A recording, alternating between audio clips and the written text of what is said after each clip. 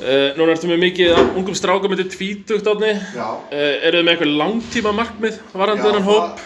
Það er einmitt sko ástæðan fyrir við lögum að staða þetta verkefni og maður þarf að vera svolítið svona með kannski markmiðin á hreinu þegar við erum staði í þessa deild. Þetta er náttúrulega sterk deild, mikið atvinnumönnum og við erum frekar lítið klúbbur. Ég held að við séum náttúrulega í efstu tveimur deildum í þessum stóru boltagreinum þá erum við langst minnsta bæjarfélagið á bakvið þennan klúbb. Og þetta eru strákar liðin að mestu sem ég er búinn að þjálfa kannski síðan þeir voru 5-6 ára, það er rétt það.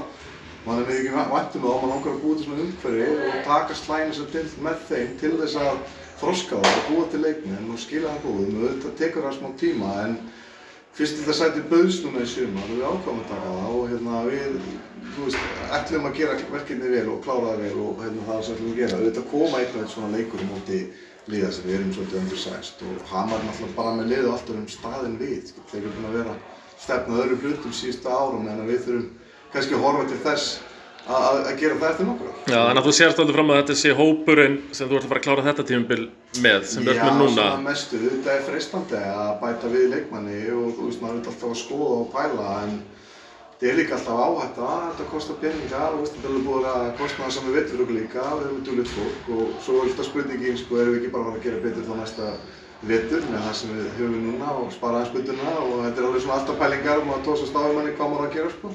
Af því að hann líka búið að tala öll liðin sér úrslitakeppni, þannig að öll liðin hafa kannski séns á að fara upp.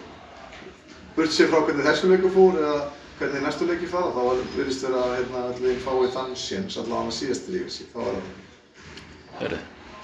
Núna er að taka þetta.